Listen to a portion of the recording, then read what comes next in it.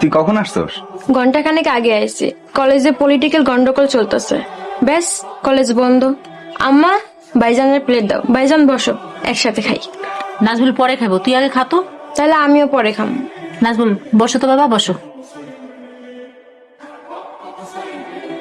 Lima, তুই রে কি করলি? লিমা বইন আমার, আমি মাছের মাথা খাবো না, আমার খাইতে ভালো লাগে না, এটা তুই খা। কেন ভাইজান, এত শখ করে মাছের মাথাটা দিলাম, তুমি কেন খাইবা না? না না খামু না কেন, কিন্তু ভাবলাম তুই এতদিন পরে আইছিস, মাছের মাথাটা আজকে তুই খা। ভাইজান তুমি আরাম করে খাও, তুমি খাইলে আমি খুশি হব।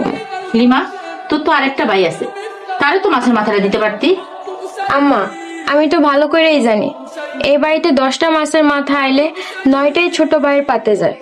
আব্বু নাজমুলকে মেরে একদম চাকরি থেকে কিক আউট করে দিছে। এই দেখ নাজমুল,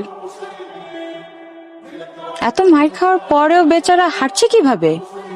আসসালামু আলাইকুম। সালামের উত্তর নেওয়া ওয়াজিব। দেখ, চাকরটা আমাদের সাথে কথা বলতে আসছে, সালাম দিয়ে আর কি শুরু করতে চাচ্ছে। অ্যাটলিস্ট সালামের উত্তরটা নেই, কি বলিস তোরা? হ্যাঁ হ্যাঁ, ওয়ালাইকুম আসসালাম। চলে গেল। তোকে তো একদম পাত্তাই দিল না। দেখ, একদম দিব্যি সুস্থ মানুষের মতো হেঁটে যাচ্ছে। আচ্ছা, যেই মায়ের শব্দ শুনলাম তাতে তো বিছানায় 7 দিন পড়ে থাকার কথা। কমসে কম আরো বেশিও হতে পারে। সেটাই, কিন্তু মায়ের খাওয়ার 2.5 থেকে 3 ঘন্টার মধ্যে এত সুন্দরভাবে হেঁটে চলে গেল, কিভাবে সম্ভব? কি ব্যাপার, তুমি আমার ঘরে আইছো কে? আমাদের না ঘর আলাদা করে দিছে? আরে লিমা আইসুন, লিমা আইলে তোর ওই ঘরে ঘুমাইতে পারি না, তোর লগে ঘুমাইতে হইব। তার মানে লিমা যতদিন থাকবে তুমি আমার সাথে ঘুমাইবা?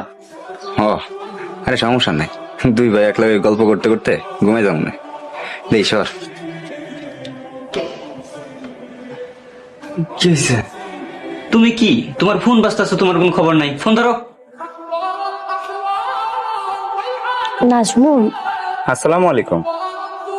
আপা এত রাইতে আপনি, কোনো সমস্যা হয়েছে? ওয়ালাইকুম আসসালাম। আসলে ঘটনা হয়েছে কি নাজমুল, আমরা 3 বান্ধবী মিলে চুপে চুপে বাসা থেকে বের হয়েছিলাম। এখন তো আর বাসায় ঢুকতে পারতেছি না, তুমি একটু আসো না প্লিজ। তুমি না আসলে আমরা 3 জন মেয়ে সারা রাত রাস্তায় রাস্তায় কাটাতে হবে। প্লিজ তুমি একটু আসো, কারণ আব্বা আম্মু জানে আমরা এখন ঘরে ঘুমাচ্ছি। কিন্তু আমি আইসা এখন কি করব? তুমি দেয়াল টপকে আমাদের বাড়িতে ঢুকে মেন গেটটা খুলে দিবে। আমাদের কাছে চাবি আছে, কিন্তু মেন গেট তো ভিতর থেকে লাগানো। তুমি যদি এখন না আসো তাহলে কি হবে,